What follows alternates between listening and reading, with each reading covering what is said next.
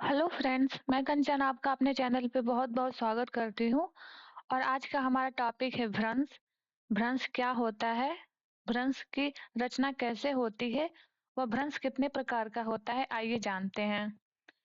देखिए भ्रंश जो है ये तनाव मूलक संचलन की तीव्रता से जब भूपटल में एक तल के सहारे चट्टानों का स्थानांतरण हो जाता है तो उस पैदा संरचना को हम भ्रंश कहते हैं। यानी भ्रंश एक रेखा के सहारे, एक लाइन के सहारे उस चट्टानों में दरार पड़ती है या फ्रैक्चर का निर्माण होता है। वही फ्रैक्चर का विशाल रूप यानी जैसे-जैसे फ्रैक्चर की चौड़ाई बढ़ती जाती है, तो उसके बढ़ने के कारण हमें फाल्ट का या भ्रंश का निर्माण देखने को मिलता है। उस लाइन के सहारे वहाँ पे जो भी चट्टानें होती हैं, वो स्थानांतरण हो जाती हैं या विखंडित हो जाती हैं। तो जिस लाइन के सहारे वो विखंडित होती है उसे हम विभंग तल अथवा भ्रंश तल कहते हैं।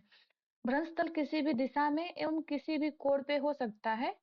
तो भ्रंश तल जो होता है ये भूपटल के निर्बल क्षेत्र को प्रदर्शित करता है।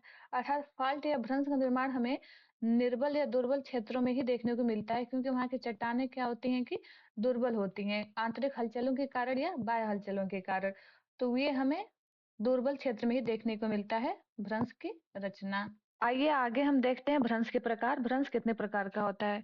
सामान्यतः भ्रंश को 4 प्रकार में बाँटा गया है। पहला हो गया आपका सामान्य भ्रंश, नॉर्मल फॉल्ट। दूसरा हो गया व्युत्क्रम भ्रंश, रिवर्स फॉल्ट। तीसरा हो गया पार्श्व या नतिलंबी सर्पण भ्रंश, इसे स्ट्राइक या स्लिप फॉल्ट या इसे लेटेरल फॉल्ट के नाम से भी जानते हैं। और चौथा हो गया सोपानी भ्रंश यानी स्टेप फॉल्ट। आइए इन चारों का एक-एक करके व्याख्या देखते हैं। देखिए पहले हम अध्ययन करेंगे सामान्य भ्रंश का, नॉर्मल फॉल्ट। चट्टानों में दरार पड़ जाने के कारण उसके दोनों खंड जब विपरीत दिशाओं में सरक जाते हैं तो उसे सामान्य भ्रंश कहते हैं। यानी सामान्य भ्रंश में जो चट्टानें होती हैं तो विपरीत दिशा में खिसक जाती हैं और इसमें भित्ति या जो निलंबित भित्ति होती है अधक्षेपित खंड की ओर होती है, अर्थात ये भ्रंश तल में नीचे की ओर सरक जाती है। भ्रंश तल प्रायः लंबवत या खड़े ढाल वाले होते हैं। आगे देखते हैं कि सामान्य भ्रंश द्वारा निर्मित खड़े ढाल वाले कगार को प्रायः भ्रंश कगार या फाल्ट स्कार्प कहा जाता है। भ्रंश कगार की ऊंचाई कुछ मीटर से लेकर 1000 मीटर तक भी हो सकती है, परंतु कगार की वास्तविक ऊंचाई का पता लगाना कठिन होता है, क्योंकि उसमें अपरदन द्वारा ह्रास हो जाता है। जैसे जैसे समयानुसार अपरदनात्मक शक्तियां भी कार्य करती हैं तो उनके द्वारा उनका ह्रास कर दिया जाता है, तो फिर भ्रंश कगार का पता लगाना मुश्किल हो जाता है। इसमें देखते हैं नॉर्मल भ्रंश कुछ इस प्रकार से होता है। विपरीत दिशा में ये 2 स्थल खंड है और यहाँ पे भ्रंश कगार के सहारे एक स्थल खंड नीचे की तरफ इससे दूर हटता हुआ हमें दिखाई दे रहा है। तो ये उदाहरण है सामान्य भ्रंश का। आगे हम देखेंगे व्युत्क्रम भ्रंश। व्युत्क्रम भ्रंश क्या होता है आइए जानते हैं। देखिए व्युत्क्रम भ्रंश को रिवर्स फॉल्ट भी कहते हैं। जब चट्टानों में दरार पड़ने से चट्टान के दोनों खंड आमने सामने खिसकते हैं तो निर्मित भ्रंश को व्युत्क्रम भ्रंश कहा जाता है। तात्पर्य ये है कि इस भ्रंश में जो उस स्थल खंड का 2 टुकड़ों में विभाजन हुआ रहता है फ्रैक्चर के सहारे या दरार के सहारे, वो दोनों आमने-सामने गति करते हैं, एक दूसरे के ऊपर उत्क्रम होने या थ्रस्ट होने का प्रयास करते हैं। तो व्युत्क्रम भ्रंश इसे कहते हैं। इस तरह के भ्रंश में क्या होता है कि चट्टान का खंड दूसरे पे चढ़ जाता है और इस क्रिया को उत्क्रम या थ्रस्ट कहा जाता है। इस आधार पे हम व्युत्क्रम भ्रंश को क्षेपित भ्रंश या थ्रस्ट फॉल्ट भी कहते हैं। और इस तरह के भ्रंश में क्या होता है कि जो शीर्ष भित्ति या निलंबित दीवार होती है जैसे हैंगिंग वॉल, तो ये क्या होता है कि भ्रंश तल के ऊपर की ओर चढ़ जाती है, अर्थात जो शीर्ष भित्ति होती है ऊपरी खंड के साथ ऊपर की ओर ही होती है। और इसमें भ्रंश तल का जो ढाल होता है वो सामान्य ही होता है। देखिए इस प्रकार से सामान्य ढाल जो सामान्य भ्रंश में हम देखे हैं, तो उसमें ये उसके विपरीत जा रहा था, लेकिन इसमें क्या होता है कि एक दूसरे के पास आते हैं, उसके ऊपर चढ़ने का प्रयास करता है और जिस स्थल खंड पे जो बल अधिक रहता है, जिस पे बल अधिक या फ़ोर्स अधिक काम करता है, वो उसके ऊपर चढ़ने का प्रयास करती है या चढ़ जाती है। तो ये है उत्क्रम भ्रंश का उदाहरण। आगे हम लोग देखेंगे पार्श्व या नतिलंबी सर्पण भ्रंश का उदाहरण। तो पहले हम देख लेते हैं इसको, इसकी विशेषताओं को कि पार्श्व नतिलंबी भ्रंश क्या होता है, फिर आगे देखेंगे इसके उदाहरण। देखिए जो पार्श्व या नतिलंबी सर्पण भ्रंश होता है, इसमें जो चट्टानों का सर्पण होता है ये क्षैतिज दिशा में होता है, वो क्षैतिज गति के कारण होता है।